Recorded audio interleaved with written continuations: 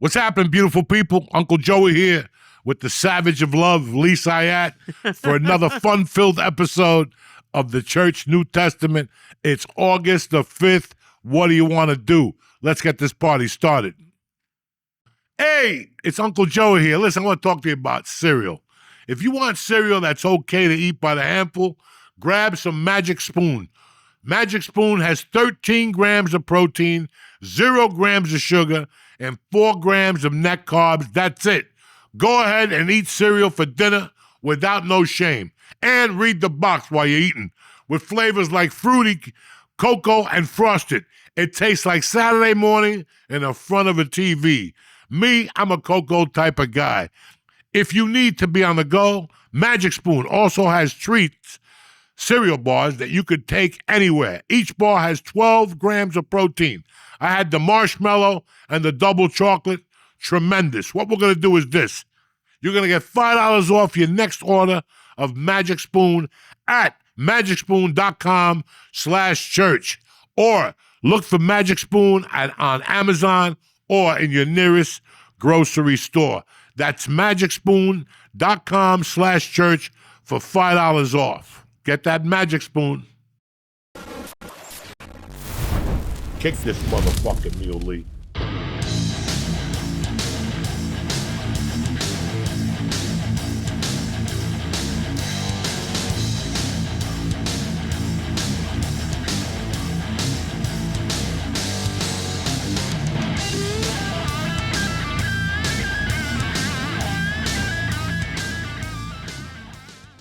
We're back, you savages. It's a beautiful Tuesday morning.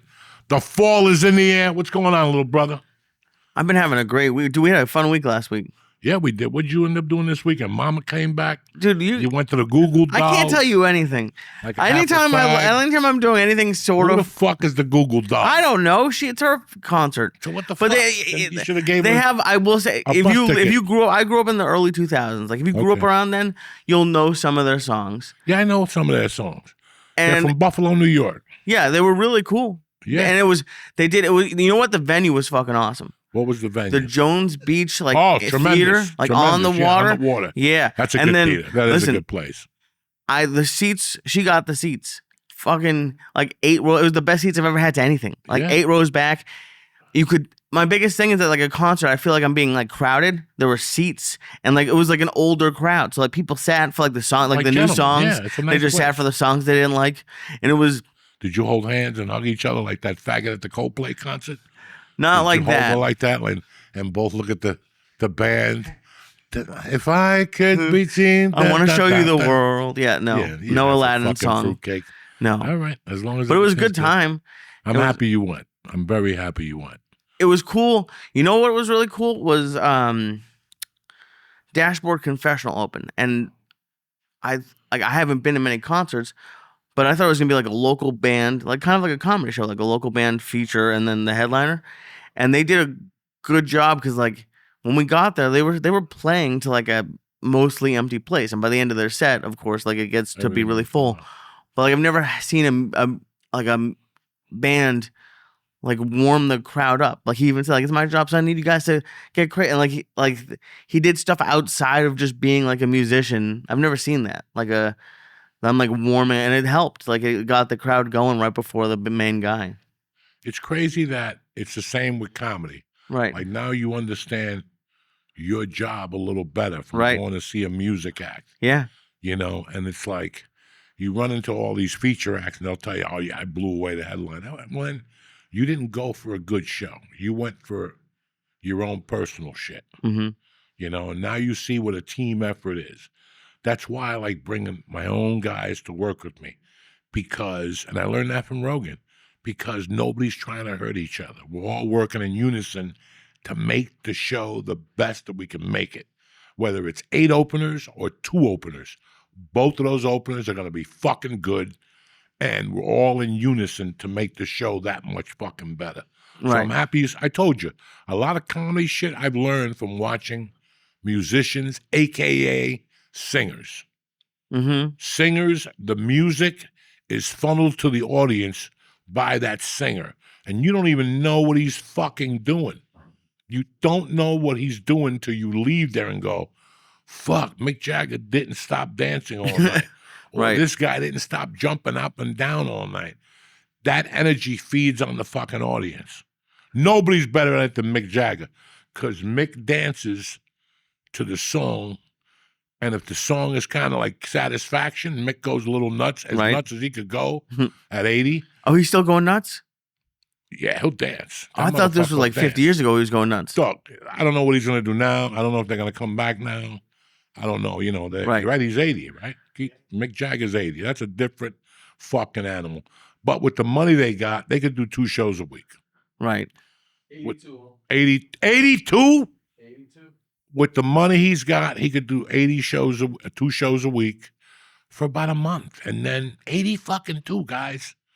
I mean, That's he's still wild. fucking. So if you're fucking, you could still wiggle a little bit.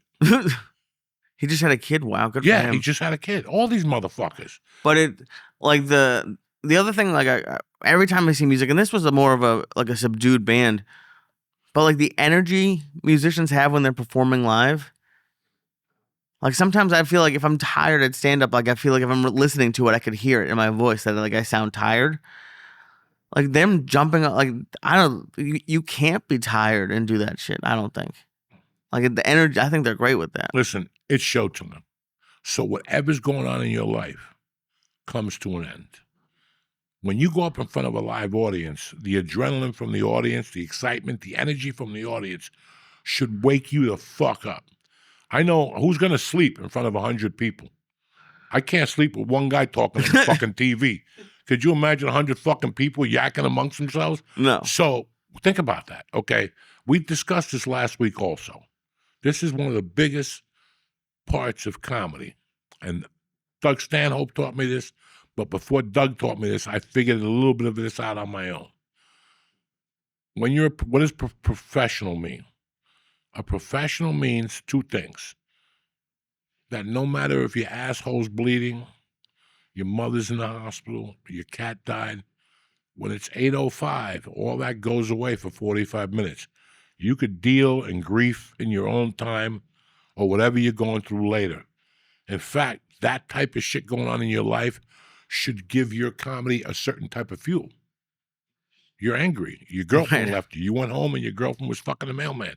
You know, you're going to come out and be, Right. So your material is going to come from a different fucking place. And that's what you got. Some nights the material comes from happiness. Sometimes the material comes from anger. Sometimes the material comes from pain. I'm having a hard time writing right now as a personal. You know why? Because I've kind of accepted my mother's death finally after 80 fucking years instead of being a pussy. I finally accepted what happened with my first daughter and my first wife. I've accepted all these things. So all these things that used to fuel my pain, I don't deal with no more. I go home and my pain is taken care of, whether it's my cat, my wife, you guys. I don't need what I used to need anymore. So that material doesn't come. When I'm on stage now, I'm laughing. I got to get high to go up there and I laugh and I giggle. And even that, you know, this is why when you're a professional in comedy, everything changes when it's stage time. Your name changes. If your name is Lee Syatt, if you think changing your name when you go on stage to Dewey McGowan, so whatever you're saying doesn't come from Lee Syatt's heart. Right. It's come from Dewey McGowan's heart. That's what it is. That's what it is.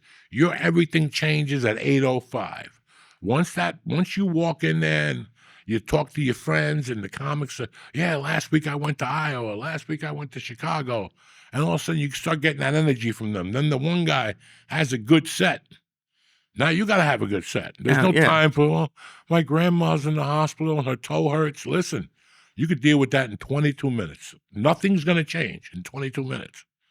Nothing, unless they're dead already. Then, you know, there's not much you can fucking do. You know what I'm saying? But nothing's going to matter. And that's why comedy is so great. Because if something good happens, you could talk about it. And if something bad happens, you could talk about it. And while you're talking about it in a bad way and making it funny, there goes the $80 you were going to pay a therapist. Well, $80 were the old days. I know. Now these motherfuckers want $200 to talk to you on a computer screen with an ISIS mask on. You know what I'm saying? So there goes that sponsor.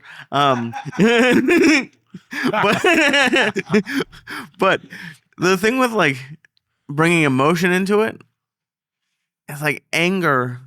Whenever I go up angry, like it doesn't come out as funny. It just comes out as like just really because angry. you're coming out with material instead of putting the material aside and talking about what's really going on. No, I'm talking about like being angry, like just saying jokes about it. Listen, what are you angry about?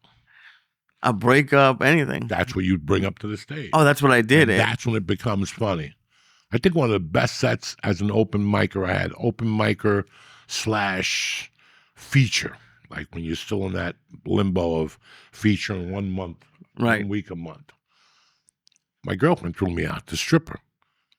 But like I had just done a gig that I had gotten like $320.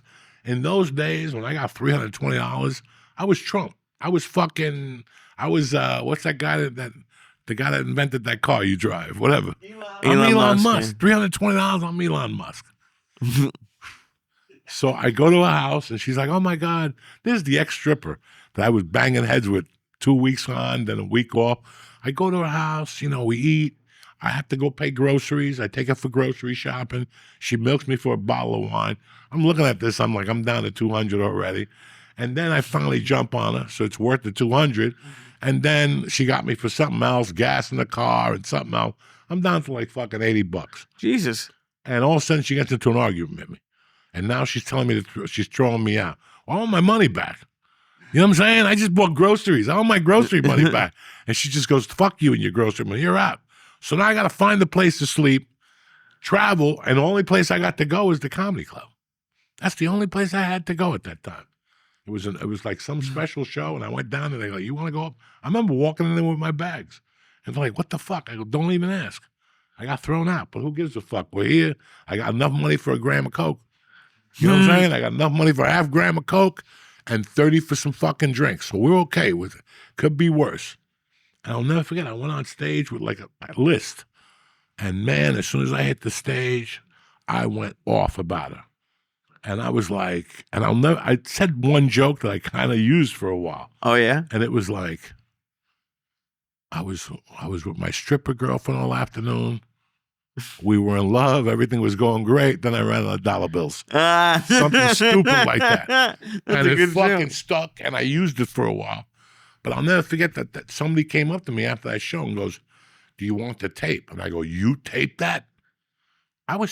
When I went to LA, I had that tape for a while, and I would give it to managers. Wow. Because it was such a good stand-up 8-minute set. It was a very good set. All improvised. But it was all based on anger with a smile on my face. Because I don't give a fuck if somebody shoots you in the foot and you're going up there, you're mad, but the sell is it's not what you say, it's how you say it. What we've discussed a lot. So that's the other side of the coin. And that takes experience to go up there with a smiling face when you just got evicted and you got nowhere to sleep tonight. Tonight, you got nowhere to sleep, and I'm asking you to go on fucking stage. What do you think you can do? That'll destroy a normal person. Yeah. A normal person will look at you and go, you got to be fucking kidding me. I just got thrown out of my house. It's 8 o'clock at night. I got to go to sleep at 10. Where's the spot? Where's the spot where? Like, I'm just trying to think what I would do. Let's say we're in New York. Is it a bar show or is it a club? Whatever you could stumble into. You're in a bad mood. You got to get out of the fucking house. Well, yeah, you don't have a house. You just got evicted. Yeah, you got evicted. All right, so you're walking around the street with your luggage. Who's going to take you? The Improv don't want to see you. Gotham don't want to see you. But Mel's Irish Pub on 12th Avenue will see you. Oh, I thought you had a book spot. You were trying to decide if you wanted to cancel or not. You're talking about like just walking that in. night I walked in because I had nowhere to go, and they asked me to go on stage. And I learned a very important lesson. But that lesson came for 6 months of living in Boulder, and I would have to give my daughter back at 6 and face to both of those motherfuckers, and they would like giggle at me and make fun of me. And I would have to get back in that car knowing that these motherfuckers are playing me. And this shouldn't be happening. And I'd be so upset about that I would start fucking crying in my little white fucking Datsun. And I would open the ashtray and there was a joint in there. And wherever as soon as the car pulled out, I would smoke that joint. I wipe my tears from my eyes, and I take the hour drive to Denver. And 9 out of 10, there was no cash in my pocket. I was going to Denver to fucking eat because it was that Mexican joint. They gave you a free meal. Oh, no, that was Steakhouse 52. They gave you a free meal on Wednesday nights. And So how many Wednesdays were you there? every Wednesday. Yeah. And then Thursday night was Mexican night. At, El Torito? El Torito. Yeah. And that food is god-awful. It's like puke. And I would still go over there, but at that time it was Denver, and they had a lot of Mexican food, so the Mexican food had to be good at El Torito. But, you know, and I don't know how many times I went in there on a Wednesday night. Fucking, or going in a Thursday knowing that the rent is due on Monday, and you ain't got it. That's tough to be funny when the rent is due and you ain't got it either. And that's all the lessons you learn early on as a broke fucking comic. When all of a sudden one day you get home, you're living with 3 guys, you get home, and there's an eviction notice. Well, I've been giving Nick the rent since September. Well, guess what? Nick's got a coke habit. He hasn't paid the rent at all. That's comedy. Right. That's stand-up. Now, that's it. Nobody wants you. What are you going to do, stay with your girlfriend? She lives with 8 girls herself. She's a fucking starving comic too. So through all this pain and all this anguish and confusion, you got to do stand-up. When I came here in 93 and lived with George, and we were both going through our thing, I didn't know what I was doing. And I couldn't handle the stand-up because of everything I was going through. The addiction, the struggling, the not enough money, the shit that was going on with my ex-wife. It was too much for me. And I went to Denver and I narrowed the drama down, and then I could do stand-up. But at that time in 93, that was too much for me. Right. My addiction was uncontrollable. I'd be headed over to the city, and all of a sudden I'd bump into somebody. Where you headed? Into the city. Come on, I'll give you a ride. I'm headed to Upper West Side to get some cocaine. Well, we got to make a stop, right? Yeah. Well, guess what? You're just taking me to the devil's house. I'm not going to make my comedy run. The Or devil's you're going to house? give me the cocaine, and I got to put it in my upper pocket. Right. That's even worse than doing comedy with, and then you get there and your spot's at 11:30. It's 8:45. You got a gram of blow in your pocket, and it's burning a hole in that motherfucker. Burn a hole in there. What do you, and you never did it, you said? No, Or- I wouldn't do it, but then sometimes I just go, I'm out.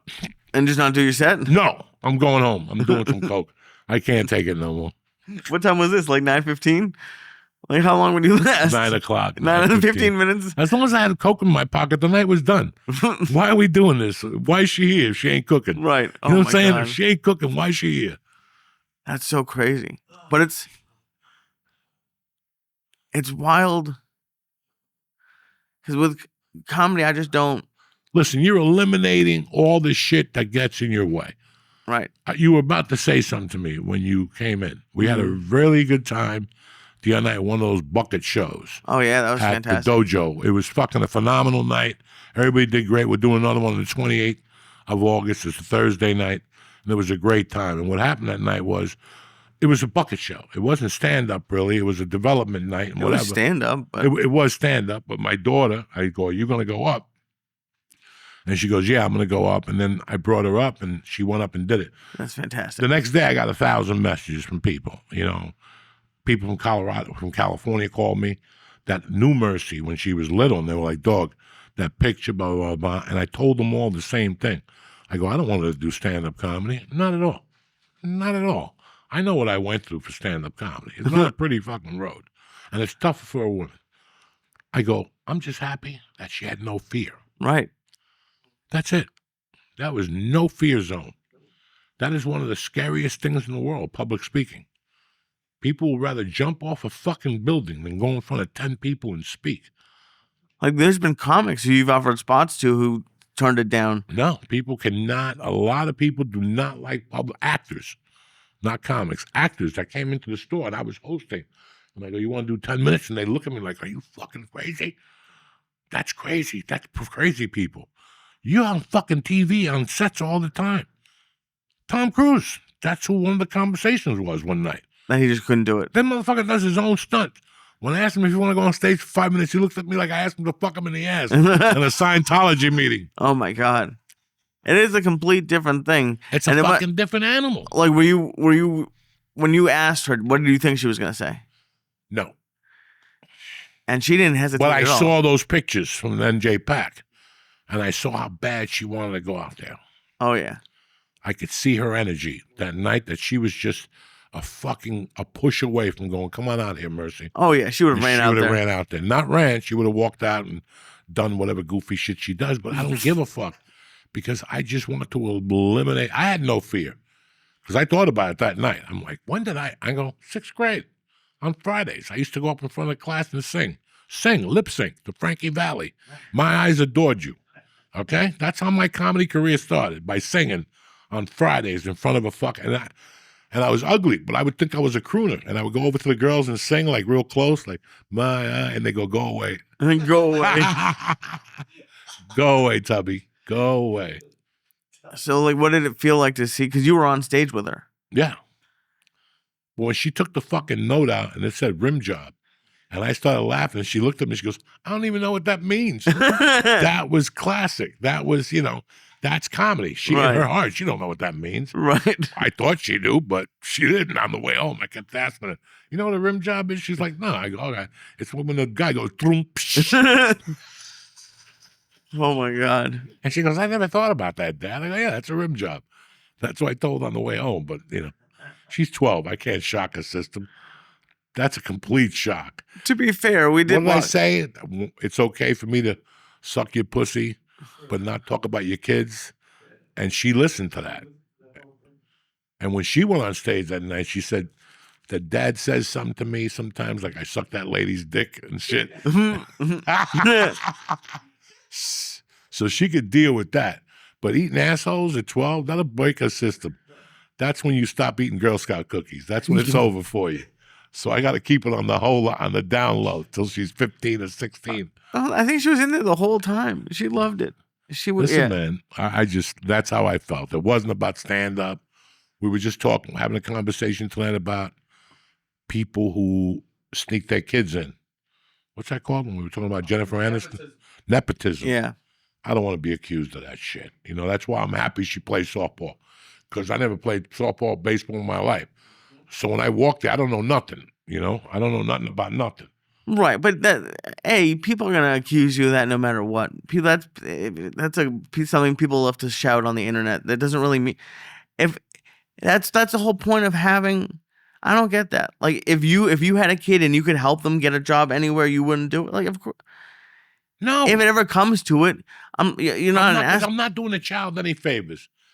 I'm not. How many times have you worked somewhere, any of yous, and the boss hires his kid, and all of a sudden he's making $2 more than you? How much damage does it cause in the company? Well, how much damage does it cause? Well, that sucks. Employees start chitter-chatter, loyalty breaks.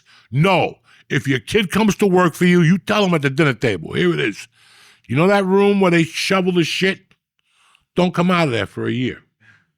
You can't. As my son, I'm telling you, if you want this job and get along with people, right?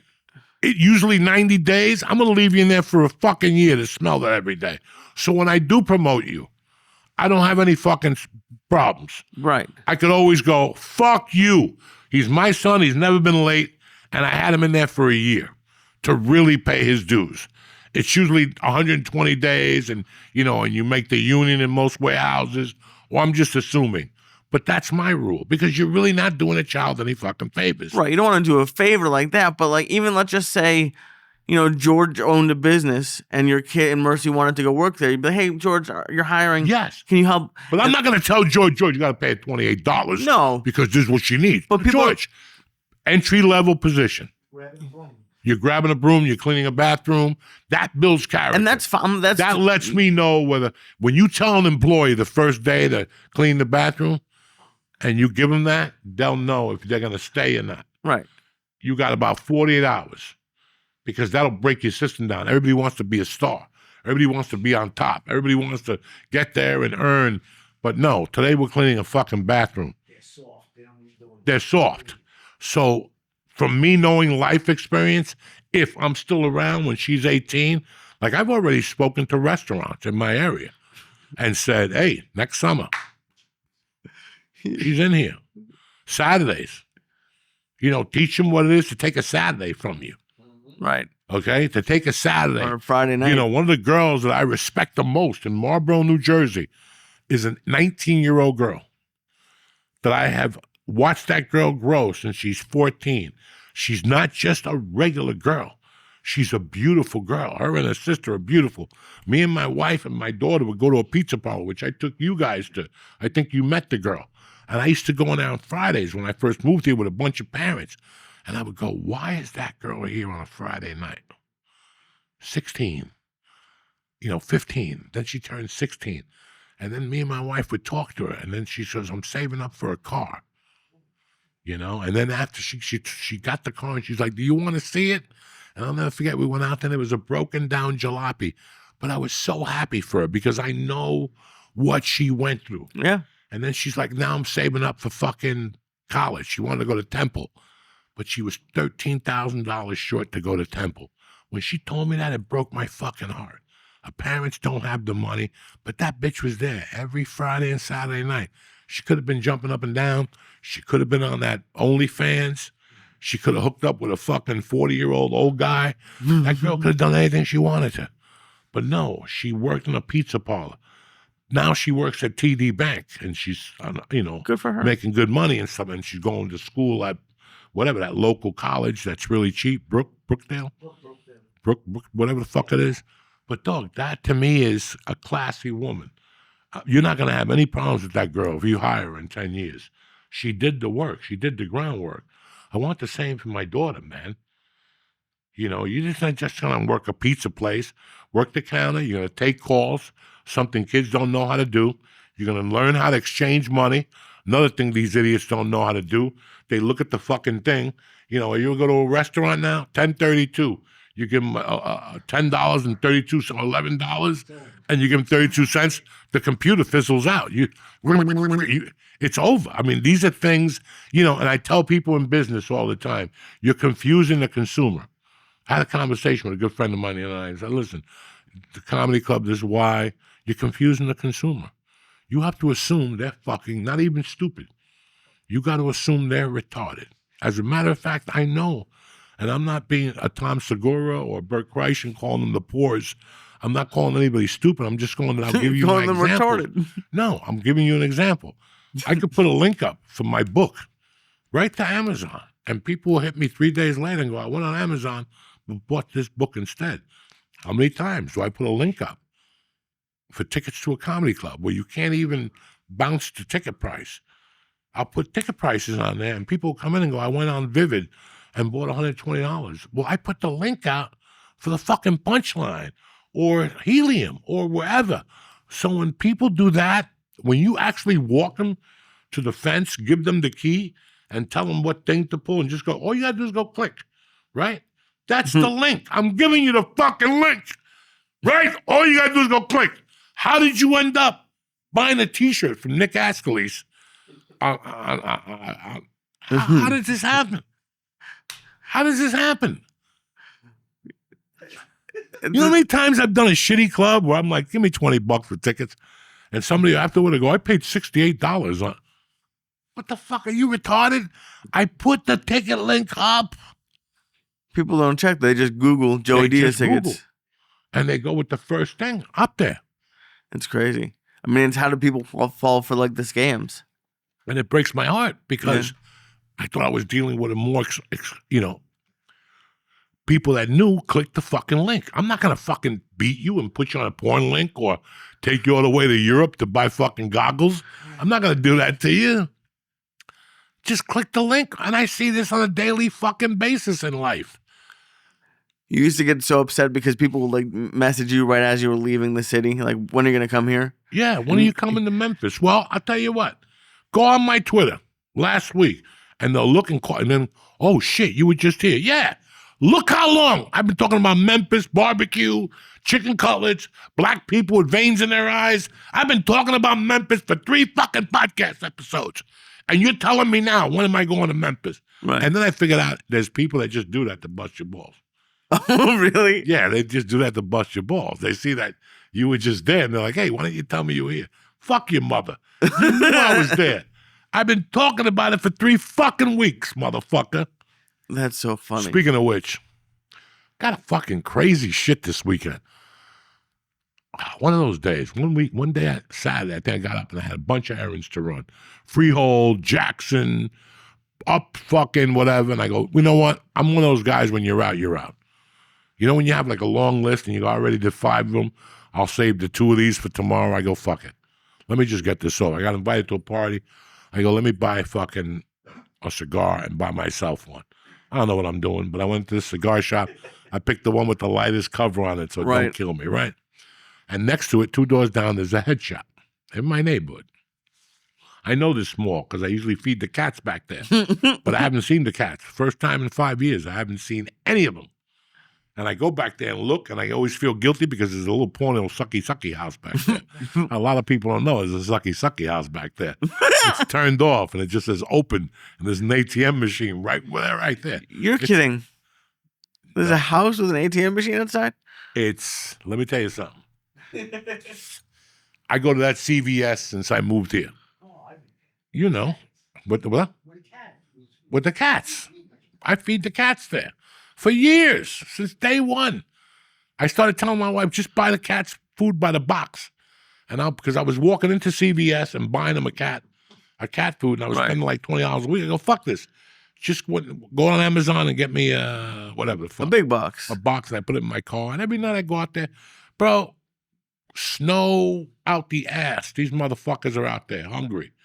And they're so beautiful because they actually come out. So when you walk into CVS, they're right there looking at you.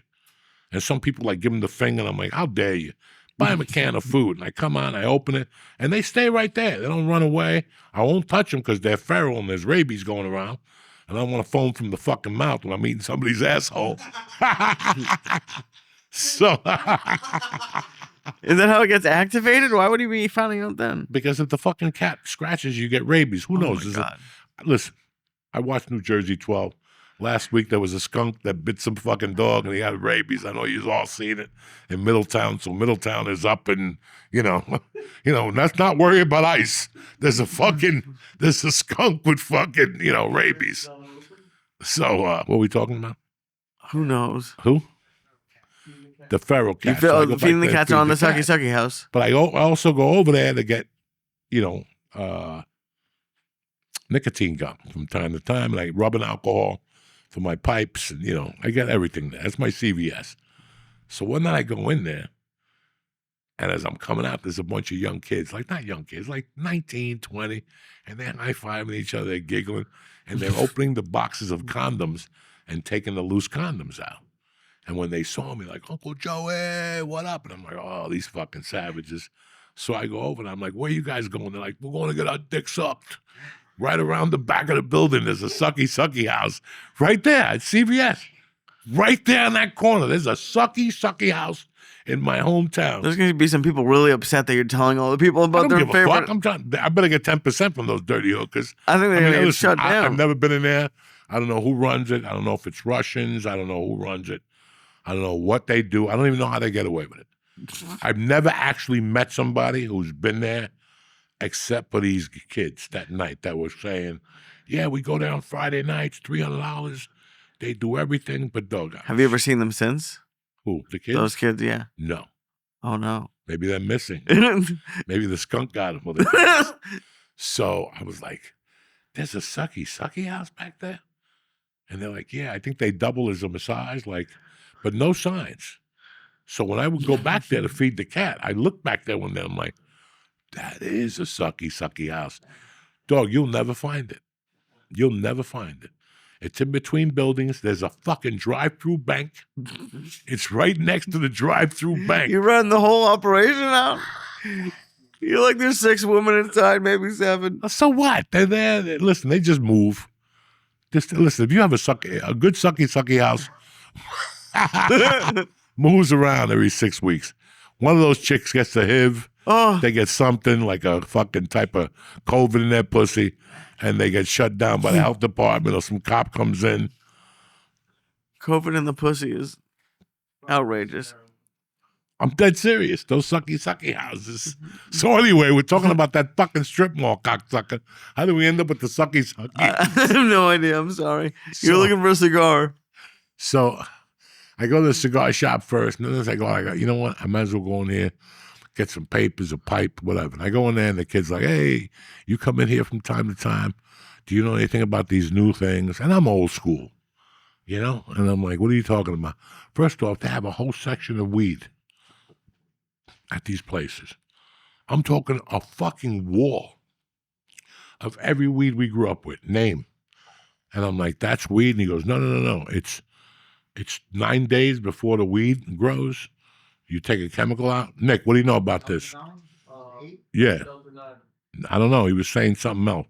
It's before Delta 9. It looked like weed. THCA? Listen, I ain't smoking. Huh? No. This, he says it gets you fucked up. But the idiot also told me that if I took, he had mushroom pills, that if you take, he's like, man, I'll give you one, but I promise you only take a half. I took one. It was scary. So I wake up on the Lord's Day. I go to jiu-jitsu.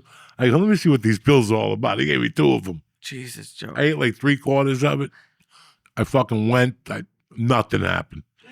I went home. I ate the other quarter. Nothing happened. Then he had one more. I popped the whole fucking thing. I didn't even eat it in quarters. I was in bed at 10 o'clock last night. Didn't do a fucking thing to me. I didn't giggle, nothing. And he gave me a lollipop. He's like, oh. But I said to him, I go, dog, I got 2 of those things in the car. I had 2 of those 500 milligram things. Right. I go, let me give you one of these and see if you're real. He's like, I don't think I can handle that. Well, that's not for me. So I knew he was fake. So, but He wasn't fake. He just has a tolerance. What tolerance? He gave me fucking sucky. Everything he was 0-3. No wonder his weed store was next to the sucky house. Because he was 0-3. Everything was sucky. Oh my God. Everything sucked, okay? That's And I knew better.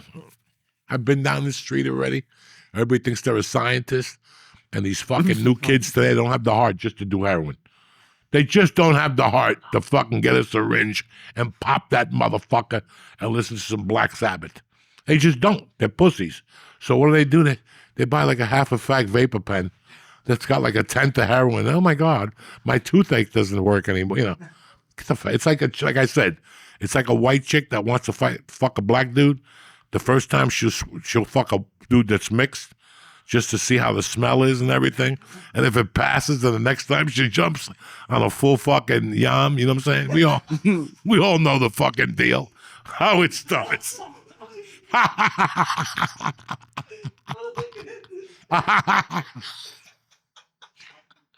That's how it is. They always fuck like a mixed. Right? You ever see that? When chicks are confused, they'll fuck like a mixed Arab. Like he's half white, half ISIS. You know what I'm saying?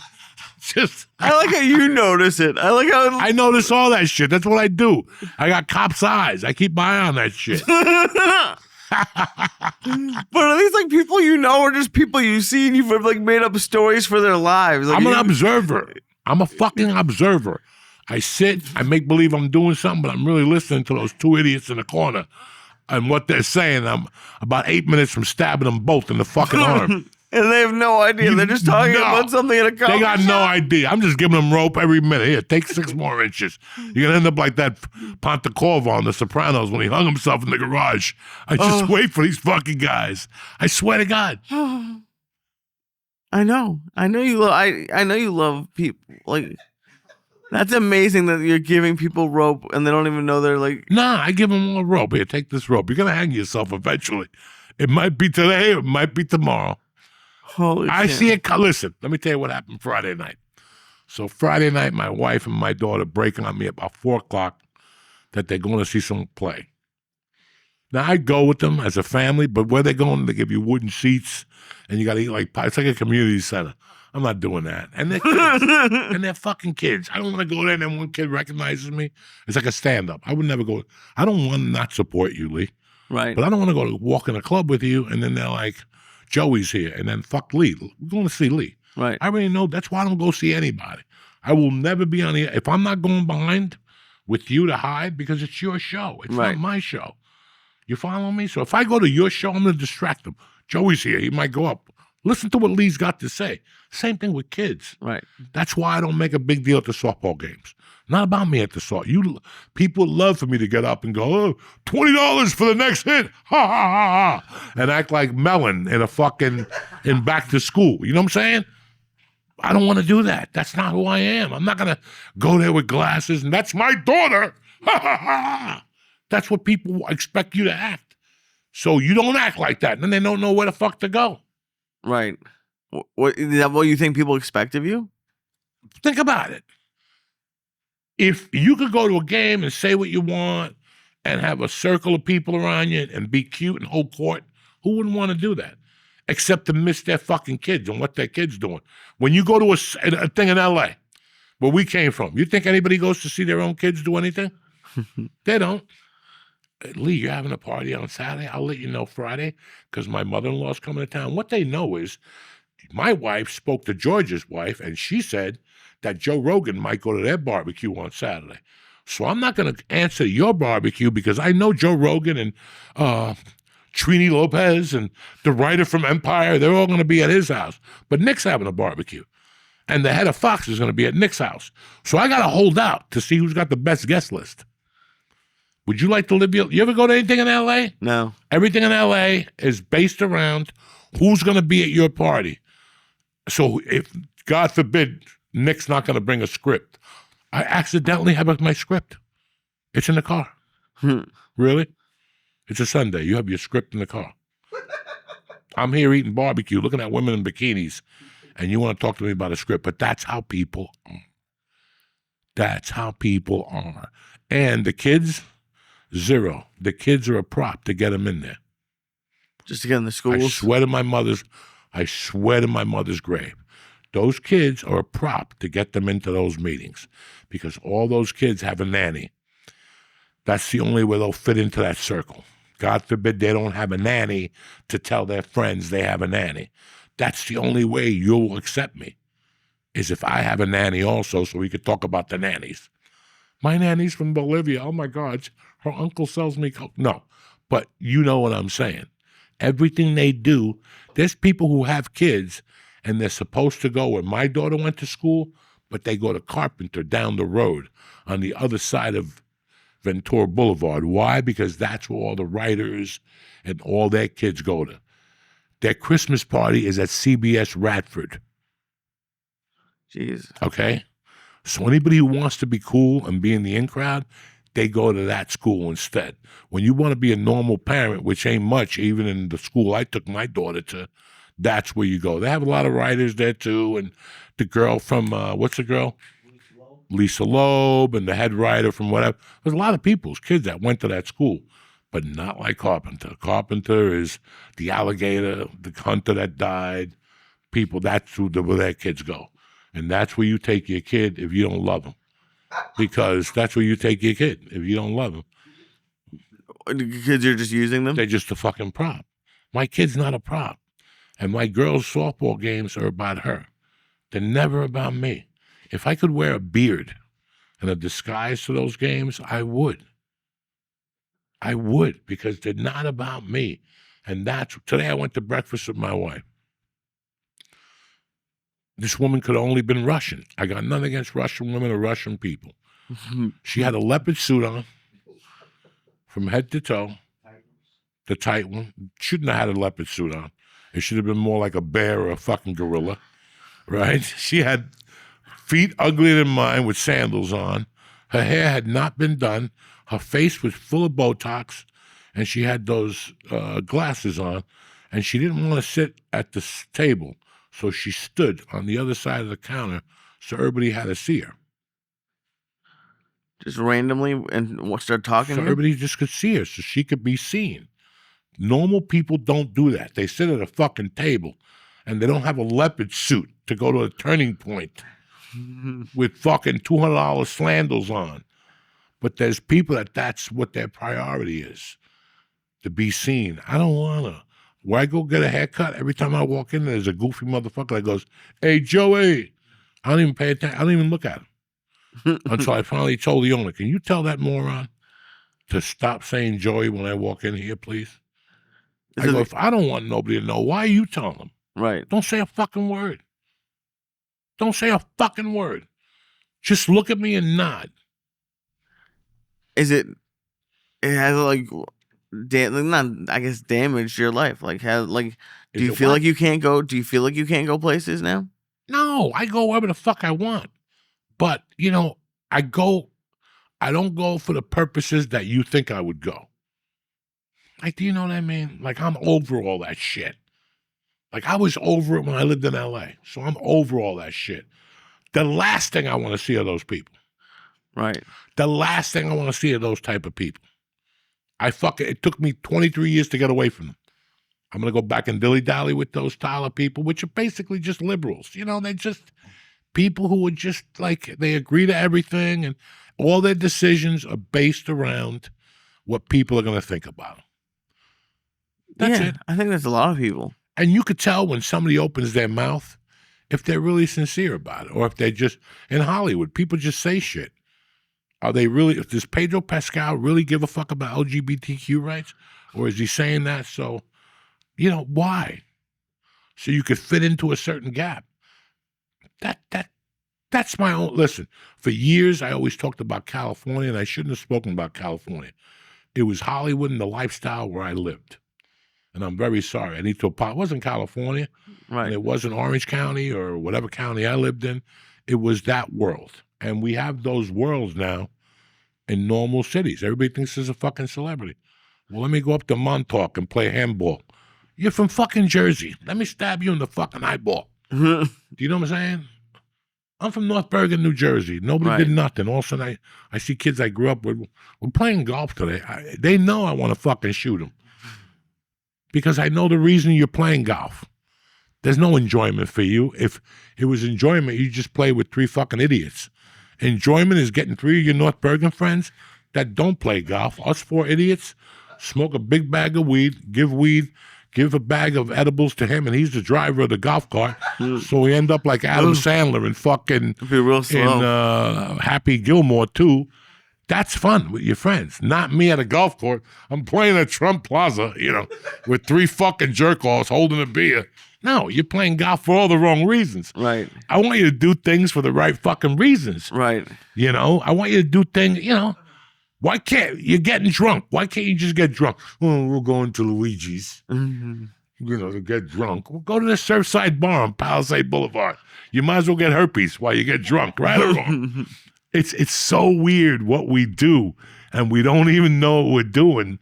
It's like I was talking to beautiful Nick, nephew number 1. Every week I see pictures from down the shore. Oh my God. What's it's happening? Just, I've never seen anything like that. I've never seen anything like that. What are they doing? It's hot fucking women, fake asses, fake tits. Some of them are pigs. Some of them are really decent. They don't know what some of them are just fucking pigs that get fucking dick every weekend. And by August 9th, their hole is just leaking. You can see in the pictures that it's like a fucking walrus. They're fucking... Oh, by this week, you can start to see the bikini pictures, and you can see the pussy starting to come out from the inside. It's August now, yeah. They've been getting dick. They got dick 3 different weekends from 3 different guys. They don't know who they're in love with yet. But Vinny the DJ will be there, Oh, my God. And it's like these chicks, they just stand there by the table, and then there's these guys with buckets, and they just stand there. And then you have a whole section of guys with backwards hat and steroids, and a VIP section with and they're all on top of each other, and they're all like boom, boom, boom, and that's all they do. Nobody's fucking, nobody's sucking. They just boom, boom, boom. Nobody's snorting coke. Nobody's eating ecstasy, and none of those guys are in danger. Right. Half of them have giant tattoos. Boom, boom, boom, jet tattoos. They're getting ready for football season. But it's August 8th. By this weekend, those pussies now is when the Labor Department, not the Labor Department, the Health Department in all those cities sees an increase in fucking ticks, tacks, fucking herpes, fucking. Oh, my God. Oh, Yeah, some girls don't even make the summer. Their pussy taps out by like the 15th. Oh no. They just tap out. They go, we're not even going back. We don't want our deposit. We don't want nothing. We ended up pregnant. And I don't know who the father is. The kid came out with an Arab hat on and and an empanada. We don't know what happened. He could be Dominican. He could be Arab, but we could be both. It's a nightmare. But the shore is, we went to the beach and if we took pictures, we were at somebody's, we rented a house and all your friends were there, and then you invited a bunch of freaks and people were fucking, the bedrooms were on fire, you know, somebody's father was there. Has anybody seen my daughter? That's when you know you're at a good party. When a dad's there with a picture and shit of their daughter. She's been missing for 2 days. And you just saw her? Huh? And you just saw her? What's that? Like the girl he was looking for. What's that? Like, had you just seen her? Oh, no, I'll tell the dad the truth. If somebody comes to me as a kid and my daughter's missing, but when somebody shows up at your party and says, have you seen my daughter with a picture of her with Catholic books? And you're like, she ain't Catholic no more. We'll be right back after this word from Bluechew. Uncle Joe here to talk to you about Bluechew. Listen, you've already got the pipes. Bluechew's here to make sure the water's gushing. You know what I'm saying? Bluechew is an OG brand offering chewable tablets for better sex. If you're thinking of slinging dick, Bluechew is the way to go. It helps men have stronger, harder, and longer-lasting erections, the type that you could break a fucking table with, or you could nail in a picture, you know what I'm saying? So you could crush it in the bedroom. Me, I like Bluechew. One pill, and within fucking 10 minutes, ba-boom, your victim is bagged. It's all over. People all over tapping out and shit. You can take a tablet anytime, day or night, so you'll always be ready to spring into action when that victim pops up. And we got a special deal for our listeners. As always, you get your first month for free. What, Joey? What? Bluechew free first month. Just press in code Joey, Joey at checkout, and pay $5 for shipping. I'm gonna rock your world. You're gonna get a package. The mailman don't even know what it is. Nobody will know what it is. Join Bluechew's mission to upgrade humanity one thrust at a time by slinging dick. You know what I'm saying? Anyway, head to Bluechew.com for details and safety info. And big thanks for Bluechew for always sponsoring the podcast and having our back. I love you, Bluechew. We're back, Jack. What's up, Papa? Your eyes are looking tremendous, like one of those black dudes in Memphis. They're all red with that vein in the middle. I like it. Oh my God. It's gotten to the point where people just say, whenever they see me, I look high. Even if I'm not. My eyes are just constantly high now. You were talking about I like the fire, and I could see it coming. Friday night, my daughter went to a play with my wife. I'm like, what am I going to do? Now, some days my mouth bothers me more than others. I don't know till I get there. Tonight you brought a tremendous sandwich, and I was having a hard time. Like, I'm like a Chinese chick sucking a black dick. My mouth just don't open that big. You know what I'm saying? You ever see a skinny Chinese chick with a black dude that's 6'8", and you're like, how does she get her mouth around that dick? It's not mathematically. She has to borrow a cousin or something like that, right? So it hurts. So so I'm like, what the fuck? I got to figure out what I want to eat. And I was going to go to my restaurant, my man, Osteria, and get Steve to make me a shrimp risotto, but to cut up the shrimp, you know? But when I got there, guys, I got something that you guys are going to have to make the trek down. You have to make, because I know he makes it, and I know it's on the menu of his new restaurant. I go, Steve, any chances you can make me Italian fried rice? What the fuck is that? Exactly. He makes Italian fried rice. He makes fried rice with risotto, Italian risotto, with shrimp and lobster. Dog, it tastes like fried rice from Billy Hung's 1982. I think Billy Hung's closed in 90, maybe. See when Billy Hung's closed. Sounds like a porn star. Billy Hung, New York City. See when it closed. This was old New York class, guys. You hear it from your Uncle Joey. Hung, not hung. Yeah, Hung. Hungs. Billy Hung, like a Chinese guy with a big dick in porno. Billy Hung. That's his fucking name. Closed. Yeah, see? Hung with an. Well, maybe it is Billy Hung. Take a look at that because people spell it differently and shit. Okay, see what it says about it. Exceptional old-fashioned fried rice with chunks of shrimp, pork, and lobster sauce. Guys, you have no idea. And you know why else? And I'll tell you about another. My father's picture was on the wall. My real father. Really? Yeah, like they had like fucking people on the wall, and they had a picture of my father-in-law with a suit on, walking out of a hotel room with a hat on and shit, circa 1955 or something. He had been going there since he was a kid when he came from Cuba, so I always went there. In 1985, they had a $33 lobster egg roll. They built an egg roll. They got a lobster tail, cut the shell off, and they built an egg roll around the lobster tail. Nobody That's had like ever $100 egg roll now, right? It'd be $100. Yeah. But Billy Hung, that's where gangsters went. Sinatra, Joe Namath, all the Knicks. That was it. Like towards 85, they didn't even talk about Billy Hung's because you couldn't get in there. You didn't even talk about Billy Hung's because you couldn't get in there. It was like, that's like an afterthought. Like Billy Hung only hung out with fucking gangsters. You know, I forget where it was, but I still remember the inside of that place. You know what it reminded me of, Lee? When you walk into the Comedy Store from the front, when you walk up those little steps, right, with those little pictures on both sides, that's what it was. Then you broke out and they had a big thing and they had circle tables and even the booths were circular.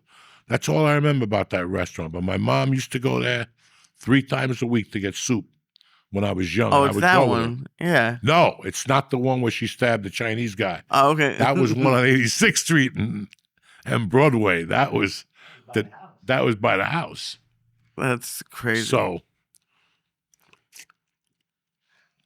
I went to this fucking restaurant, Osteria, and I asked the owner, Steve. The place was packed. Packed. Bar, back. I go, Steve, where do I eat? Do you want me to go in the Botchi ball court? And all of a sudden, the chair opened up at the bar. And when I sat down, a girl tapped my shoulder, and it's my buddy, Gabby. I didn't even see you. And we start talking at work. She goes, did you go to the doctor this week? I thought I saw your car out there.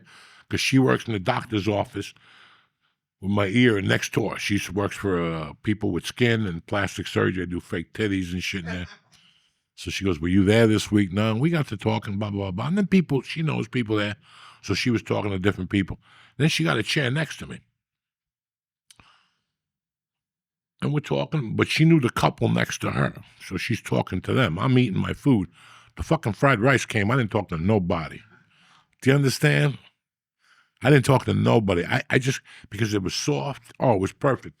The lobster tail just melted in your mouth with the shrimp soft, the whole thing. I'm eating. And then some girl comes up and goes, hey, how you doing? Do you remember me? I'm like, oh, shit, yeah. It was an older woman. And she goes, you were here one night with your daughter and you told me to get the hamburger. Boy, did you fucking hook me up and told me about her husband. He's been dead for 12 years. You know, the whole fucking story at a bar Friday afternoon at 6:30. This just comes out? Huh? This just comes out? Yeah, she just was saying, I'm here tonight with my sister-in-law. And then I go, whatever. And she goes, no, my husband died 12 years, whatever. And I go back to eating my food. Another girl comes over and she's like, hey, do you remember me? And I'm like, oh, yeah. She goes, I talked to you one night and I didn't know who you were till afterward. And I was heartbroken. I felt like an idiot. What do I care? But she was hammered. So she started bothering my friend. She wouldn't bother me. She was bothering my friend until my friend kept looking at me going, and I'm like, I don't know. Were you egging her on? Not at all, because I don't want the conversation around me. The mushrooms were just starting to kick in. You know what I'm saying? I had eaten chocolate mushrooms that night before I left the house. Course. Just for Friday. They get a little power under your wing. There's always got to be some type of training, Lee. That's why I got that evil drawer. There's a lot of different things in that drawer. I found 2 hits of acid the other night. I might bring that up next Monday. Anyway, so. Fuck is the evil drawer? So there's some people have an evil chair. I got an evil drawer. So fucking, there's an owner of a different restaurant there that I go to get their salmon. I really enjoy their salmon, and I enjoy their mashed potatoes, and I enjoy their Italian spinach with big pieces of garlic in it. It's delicious. The only place I'll eat a fucking cup of garlic with the salmon. So I see him there, and I go, hey, how you doing? And he's with some girl. So I don't know what's going on, right? I seen him with the woman before. Now I'm sitting here. The owner of that restaurant's there with his girlfriend, some other people. Place is packed, and it's my friend here and this girl over here. Now she starts talking loud, and I could tell she's drunk, and she's telling my friend that she was drinking at that bar. She's not allowed in there no more because she became friendly with the staff, and one night as she was leaving, she texted the owner to see if she could buy a bottle of wine to take back to her apartment. But the girlfriend saw the text and called her like a fucking animal. Don't text my husband or fiance. So she was pissed about that. I could feel it. I didn't egg her on, but she was getting hotter and hotter. Lee's looking at me like I said something bad, right? So No. I didn't say a word, Lee. So I'm sitting there, and then the guy who's working on my bathroom came in. And he comes in with his wife, and I'm talking to them, and the chick is still going off on the other girl. And finally I look, and the other girl's taking a drink and going away. She's like, this is not good. But her and the blonde are giving each other dirty looks. So I got to play the hand out because I'm a fucking animal, right? So I'm sitting there making believe I'm eating real slow. I'm eating like George. I'm telling stories about the history of lobster, the whole fucking thing. I'm George all of a sudden. History of lobster. His friend owned a lobster store, and he made millions, but he sold it to the Indians. And, you know, George will tell you, that's how I just go, I'm going to be George right now. And I tell myself a George story, and I just sat there and took my time. And I took my time, and then she goes, let me get another Pinot Grigio. And I'm like, okay, this is going the right direction, right? And dog, she must have downed it because I went to the bathroom. When I came back, I heard her go, can I get another Pinot Grigio? Right? So now I sit, I'm not in my chair 8 minutes, and the bartender comes over, and he's like, listen, you fucking, you know, not to me. He's telling her, you're lit, man. You know, do we really need this Pinot Grigio? And she goes, well, I had a bad fucking night. And then he goes, I know. The girl said something to me. She's gone now. And then this girl starts telling the bartender her story, but it's getting louder and louder. And at this, Lee, come out of your coma, cocksucker. Don't cut the camera. Come out of your coma. So, I'm here. So it's getting louder and louder. She's getting hotter. And she's like, you don't know the fucking story. Why would you involve yourself in it? I didn't text him like that. He's fucking 65 years old. Why would I fuck him? I texted him because I needed a bottle of wine I wanted to pay. I had the money in my hand. I was right outside the fucking restaurant. But he needed help on a case, and I helped him with it. And all of a sudden, like, she's going off on this guy. And I'm loving it. I'm about to go give her a double, right? Because you know me. And she's getting louder and louder until people are looking. People are starting to look, Jack. So I fucking got up, and I went right to the bathroom to make believe like I pee. And when I came out, she was storming out of the restaurant, dragging her jacket, fucking heel broke. It was only 8:30 at night. You know I don't stay out late, though. And that was 2 times last week. I saw women go off. I saw a different woman go off on Botchi night. That was even better. It was classic because she went off with a lady who kept saying to me, I hear you're a comedian. I'm Jewish. My sister's a lesbian, and I like black men. Write a joke about that. That's what she kept saying to me all night. Every time I'd see her, she'd go, did you write anything yet? Oh, my God. I'm Jewish. My sister's a lesbian, and I like black men. And I'm like, what the fuck? Yeah, this is Botchi night, dog. She's about 65. She had fake tits made out of like concrete. Like she got them made like in 2020. Like these things were made. They didn't even move. You could see how she'd move around slowly because she destroyed her spine with these concrete titties. Oh it's like the remember in the 60s, the mafia would give you cement water boots and throw you in the Hudson? That's what happened with her. But she fucking... Were they hard too? I don't know. I didn't feel them, but I could tell that they were a lot bigger than a woman her age's tits were. And she was well preserved, but you could tell. You know, there's an age point that Listen, come here. If I put a light on you and shot you with anti-aging dick, you'd still be 68. You know what I'm saying? Like, knock it off. She wasn't trying to be anybody. She was very sweet, but she was just drunk. But she was egging another woman on about something. The girl got fired. I was just listening. I played first when I got there. I heard the conversation. I got my water. I went outside. Usually when you come back after a bocce game, those people are gone. Not that night. When I walked in, they were like an Indian, and the bartender just kept giving them gin. And I'm watching this shit go down. Again, early. I'm watching this shit go down, man. And What did finally, you just sit there and watch? oh, I'm not watching. I'm making believe I'm watching a Yankee game. But I got my deaf hearing focused on this here with everything I got. So if you fart on this side, I won't hear it. Because everything I got is focused on this here. And I'm just like, if you come up to me and go, hey, what's the score? Huh?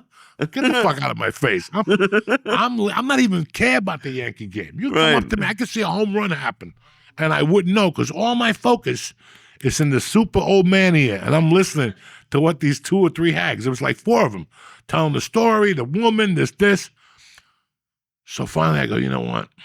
They started getting louder and louder. And one of the women is pretty intelligent. She goes, ladies, let's take this outside. So guess what happened? I paid my tab, and all of a sudden I got the sudden urge to smoke a joint, right? So, as I walk out, they're on the park bench getting lights for each other, but the one is arguing with the Jew. I go in my little fucking car, I put it on, I plug the phone in, I'm listening to the music, and I'm about to pull out, and I hear the yelling start. And I just lower my window and make believe like I'm a fucking dead mute. Like I'm doing like 2 miles per fucking every 10 minutes. Like I'm going back slowly. And they're yelling at each other that it was the woman's fault. She got fired. Blah, blah, blah, blah, blah, blah. So the one girl goes, we have to end this. Let's go. And she pulls the 3 girls and they leave the ugly Jew woman. The one who wanted me to tell her a joke about the lesbian, about the black They boyfriend. just left her? Yeah, she's just sitting out there. At this point, she took her heels off. And she's out there smoking cigarette after cigarette. I could call George or somebody. But the beauty is she took her heels off and she had those old women's stockings where they cover the toes. And you could tell the toes stink because they're that old. When you take those stockings off and you rub that, you smell that toe area. It's got, it smells like a dead body. So she's sitting there half drunk, guys, like this, look. And she's like, you know, she's hot. And finally I pull up to her real slow. I lower my window. She looks at me and I go, you want some candy, little girl? And I just pulled off into the horizon. And she's like, fuck you. You never told me the joke about the Jew, the lesbian, and the woman who likes fucking black guys. And I'm like, oh. See, Lee, sometimes you have to create your own fun. I guess so. You have to find fun wherever the fuck it is sometimes. And that's where it was Friday night. Bro, guys, I'm getting fucking old. Like, not old. I shouldn't talk negatively about myself. But like I said last week, I feel myself changing. Conversations I want to listen to. I'm watching a good show now. I'm getting so old, I'm even watching a weird series. Leanne. I mean, what it's about? It's about that comedian woman. Leanne, the big blonde woman from the South. I have always thought she's, huh? Dean Smart. He's saying Leanne, that show right there. Leanne Morgan. It's a pretty cute show. Nice little cast. I'm up to like episode 6, maybe. 7 out of 10 on IMDb. What does it get? 7 out of 10 on IMDb. Bro, it's not an Academy Award winner, but at least it's got me, you know, I'm watching something different for a fucking. And you know what? She's an older comic. It's her show. It's her show. She's got a hell of a fucking tour, and I wish her nothing but the fucking best, man. I think she's a good-looking woman. She's just older. But look what's happening to comedy. They're looking at older people. This gives me a little hope. Not to get a TV show, but that, and it's Chuck Lorre. You know, that guy's been around for a long time, so I wish her nothing but the best, you know. She's a Judy Brown chick, so this is just to let you know. Judy Brown is one of the best managers in the fucking business. Got her and Sebastian And this is how it works. It just takes time. And this is the payoff, you know? Do you like? How do you find out about these like shows with comics? Because you do that a lot. Like you seem to like support when a comic puts something out.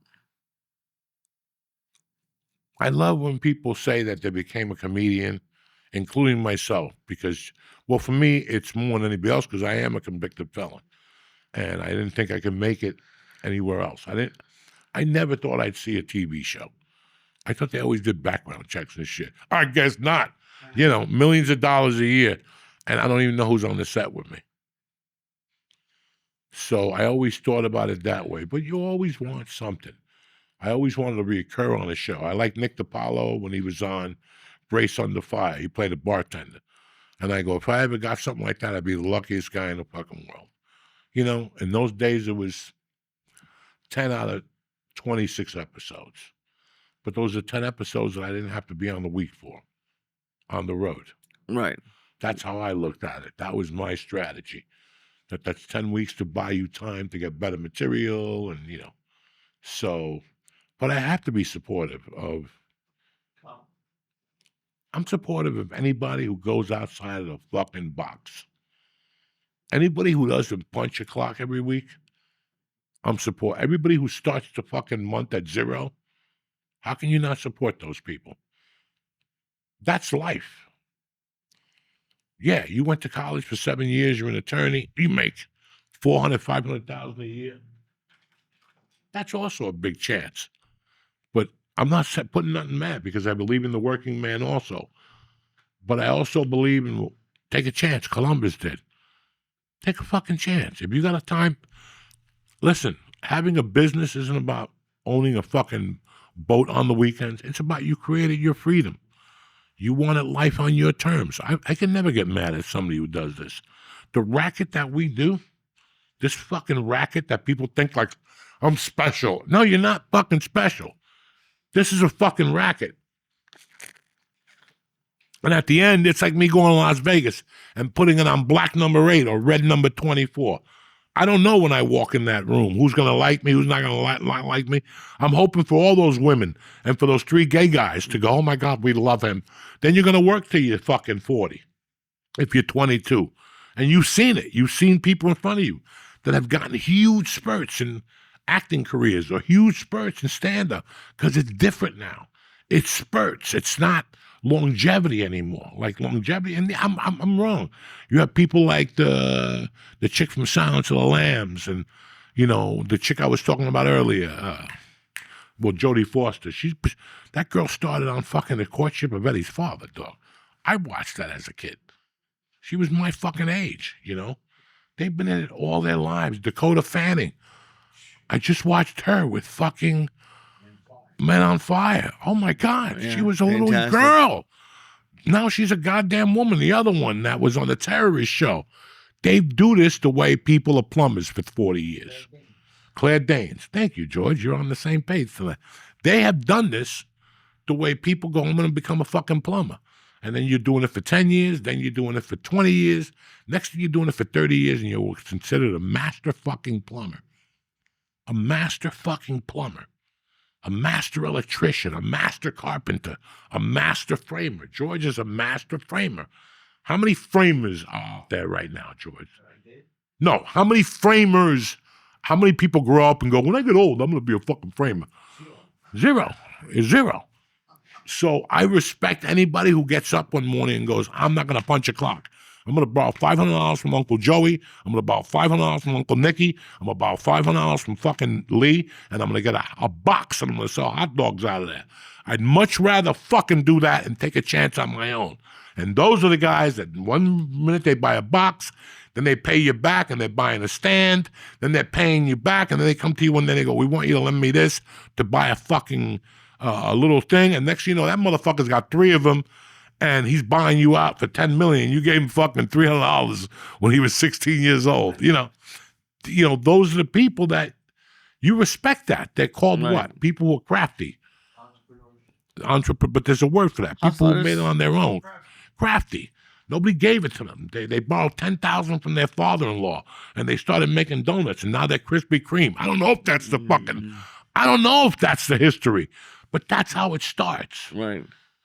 What we do is a fucking nightmare, Lee. What we do for a living, when you sign up to be an actor, a comic, a dancer, a stripper, a boogaloo, fucking anything, it's a life of fucking uncertainty. That takes years off your life, not knowing. There's many people that are talented but never said, you know what? I don't want to quit my day job because my girlfriend will, you're done. You're done. You're either all in or all out. And I'm not talking about you. No, I know. Like that. I'm talking about there's people who don't believe in themselves, and that's why they'll never get to that place. And then there's people that you read about that you go, how the fuck did they do that? They did what? They're on their own. And, dog, I support everybody. But at the end of the day, somebody who tells the world to suck their dick, they're doing it on their terms. I ain't mad at that because it sounds familiar to me. At one point, you got to tell the world to suck your dick. You don't give a fuck if you have a felony. You don't give a fuck what you think. You don't give a fuck about your past. All you're worried about is your fucking future. And that's a painful fucking decision to make, especially when you got no family, you got nobody. But now you're living for people who backed you. And you go, you know what? These people who backed me over the years that fed me, I can't let them down. And when you put a value on your future like that, it really builds some type of clarity when you go, you know what? I'm going to stick with this till this happens because these people believed in me and first of all, I got nowhere else to go. I can't sing and dance. I got missing teeth. I can't suck dick. There's no velocity in my suckness. You know, I'm just fucking around with you, but these are the things that push you forward, you know, when you go, wow. I wake up every fucking month, and every fucking month on the first, I start at zero, just like Joey, just like Lee, just like Nick, just like George. Some people get a check on the 5th. I don't get that check. I haven't gotten that check 30 years on the 5th. Well, unemployment when in between acting jobs, yeah, but still, it's not. After a while, you look at those checks and you're like, these checks are nice, but this is not what I want. I could settle for $1,800 a month. We all can. It's $900 every 2 weeks when you're an actor in LA. Probably went up now to $600 a week. Maybe, but that still doesn't get you much. But I know we are. You know what I'm saying? You get comfortable with unemployment and go $1,800 a month. I do a couple comedy gigs. I book one job at scale. I'm good. I go to Sizzler. But then the guy next to you, that next door to you, just moved out and bought a fucking house and a car. And he's got a girlfriend that looks like a fucking model. And, you know, this is the decisions you make on whether you move forward or you're going to be a fucking lop all your life. What are you looking at me like that? I don't know you $20, cocksucker. What do you got this weekend? This weekend, it's a really fun show in Hoboken. It's the DV Barbershop, yeah. DV Barbershop. What night is that? Saturday night. They have 2 shows.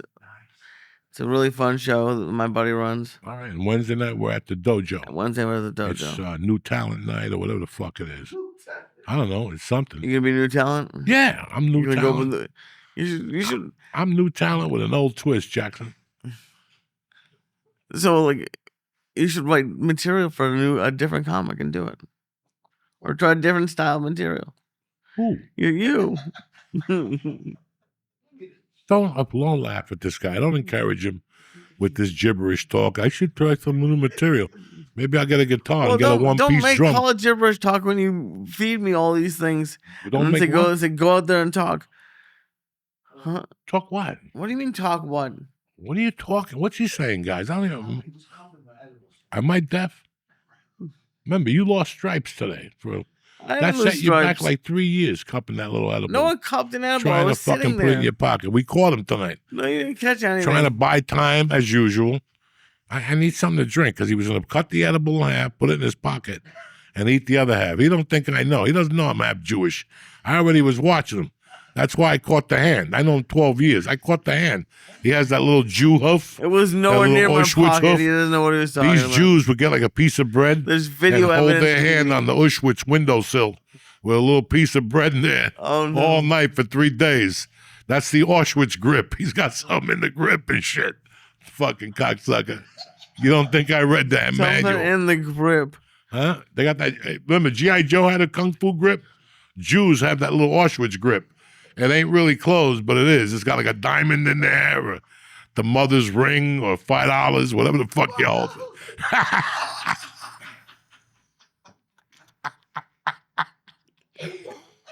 It's funny. It pays. Anyway, guys, I'm at the motherfucking Comedy Dojo on, I think, the 13th. It's a Thursday night. And then we're doing another comedy Bucket Chaos on the 28th of August. And then you have to go on your own for Labor Day because I got nothing going on Labor Day. But then we turn up in Florida on the 6th of September at Fort Lauderdale at the motherfucking Hard Rock Cafe. We might just lose Lee down there that weekend. We just take them to that What's fucking, on with the cafe? take them to the ice island where they got the alligators around the island and just drop them off with a helicopter in the middle of the, what's that? And we got Park Casino on the 23rd of August, but that's sold out. And I do not want you to pay exuberant prices. We'll be back there in November, and we got other little gigs popping up. But yeah, that's it. Next Thursday night, the 13th at the Dojo, and then I'm doing another couple shows on the 20th and the 22nd, leading up to the 23rd at the Parks Casino, and then we got motherfucking Fort Lauderdale. I'm excited for these shows. And after that, we'll let you know what's coming up for the winter time. That's it, and that's all. Anything you want to say, cocksucker? Yeah, next weekend I'm going to be in Oxford, Mississippi, and then in Memphis, Tennessee. Friday, luck. Saturday. Good luck. Oxford and Memphis. He just told me about this bad news tonight. Poor little Jewish guy. They have to send the mafia down there looking for him like they did in 51. Remember when they had the son, Gene Testa, whatever his name, Gene Scarpa, whatever? Scarpa went down. They had to kill 3 fucking white cops because they killed 2 black kids and a white kid. Well, I don't know. That was on Godfather of Harlem. They changed the facts to, you know what I'm saying? So who the fuck knows? Anyway, I love you guys. Have a great week. Thank you for having us in your prayers. We have you and ours. Well, I don't pray. What fucking prayers? I don't even know what I said. Pray for people now. Stay black, cocksuckers. Uncle Joey loves you.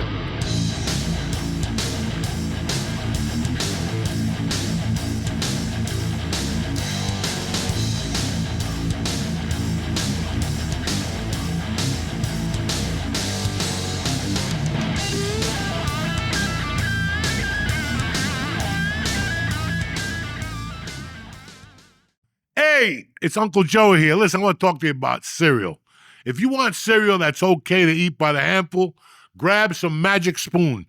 Magic Spoon has 13 grams of protein, 0 grams of sugar, and 4 grams of net carbs. That's it. Go ahead and eat cereal for dinner without no shame. And read the box while you're eating with flavors like fruity, cocoa, and frosted. It tastes like Saturday morning in the front of a TV. Me, I'm a cocoa type of guy. If you need to be on the go, Magic Spoon also has treats, cereal bars that you could take anywhere. Each bar has 12 grams of protein. I had the marshmallow and the double chocolate. Tremendous. What we're going to do is this. You're going to get $5 off your next order of Magic Spoon at magicspoon.com/church. Or look for Magic Spoon on Amazon or in your nearest grocery store. That's magicspoon.com/church for $5 off. Get that Magic Spoon. Uncle Joe here to talk to you about Bluechew. Listen, you've already got the pipes. Bluechew's here to make sure the water's gushing. You know what I'm saying?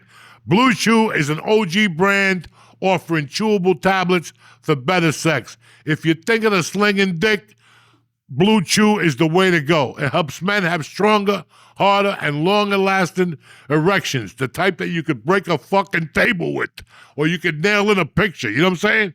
So you could crush it in the bedroom. Me, I like Bluechew. One pill, and within fucking 10 minutes, ba-boom, your victim is bagged. It's all over.